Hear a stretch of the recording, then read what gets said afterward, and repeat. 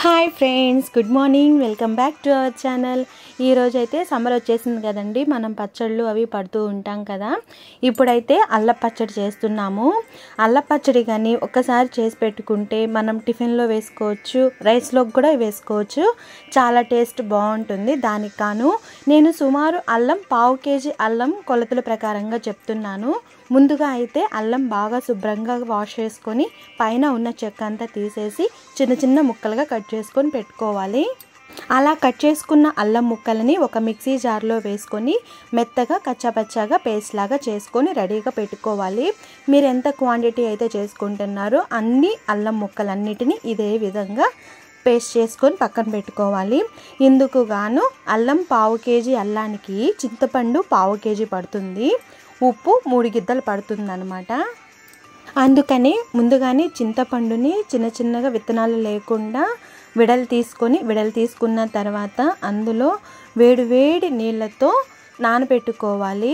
బాగా నీళ్లు మసలు కాగాలన్నమాట. అంత వేడి నీళ్ళల్లో చింతపండుని నానబెట్టుకోవాలి. కారం 2 గిద్దలు పడుతుంది. అల్లం 1/2 kg అల్లానికి కారం 2 గిద్దల కారం పడుతుంది. ఇలా వేడి మసిలే నీళ్ళల్లో చింతపండుని నానబెట్టుకున్నాం కదా, ఇందులో కళ్ళు ఉప్పు కానీ వేసుకుంటే ఆ వేడికి ఈ కళ్ళుప్పు కూడా కరుగుతుందన్నమాట.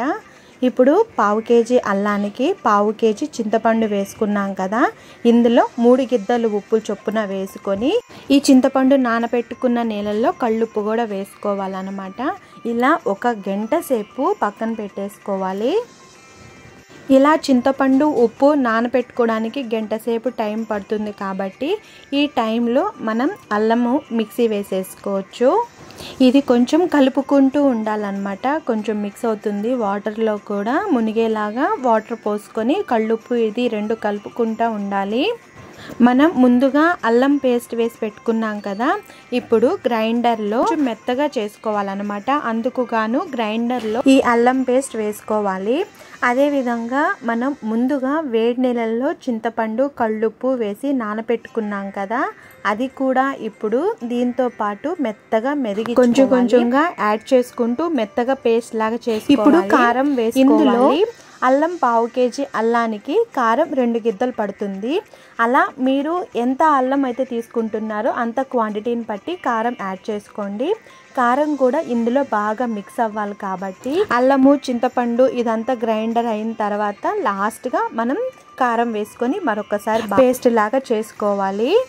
ఇలా స్టెప్ బై స్టెప్ ఈ ప్రాసెస్ ప్రకారంగా చేసుకుంటే మనకి 1 సంవత్సరం పాటు చెక్కు చెదరకుండా కలర్ అసలు ఏమాత్రం చేంజ్ అవ్వకుండా ఫ్రెష్గా ఉంటుందన్నమాట.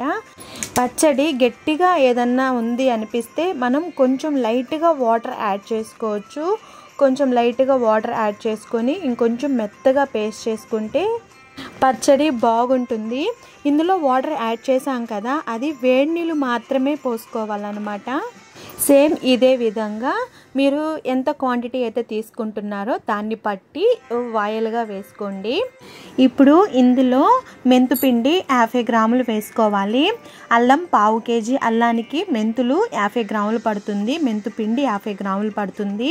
లైట్గా మెంతులను ఫ్రై చేసి మిక్సీ వేసుకున్న మెంతుపిండి అనమాట. ఇందులోనే చిన్నులపాయలు కూడా వేసుకోవాలి. చిన్నులపాయలు 150 గ్రాములు పడుతుంది. 1/2 kg అల్లానికి 150 గ్రాముల చిన్నులపాయలు, వాటిని కూడా పేస్ట్ చేసుకొని గ్రైండర్ చేసుకోవాలన్నమాట. బాగా మెదిగిన తర్వాత ఒక దాంట్లోకి తీసుకొని ఇప్పుడు జాడీలో కానీ పెట్టుకుంటే 1 సంవత్సరం పాటు చెక్కు చెదరకుండా కలర్ చేంజ్ అవ్వకుండా ఫ్రెష్గా ఉంటుందన్నమాట. నేను చెప్పిన మెజర్మెంట్స్ ప్రకారంగా ట్రై చేయండి. టేస్ట్ అయితే చాలా బాగుంది.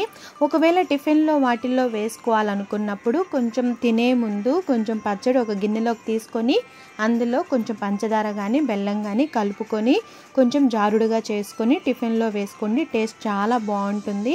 తప్పకుండా మీరు కూడా ట్రై చేయండి. Thank you for watching this video.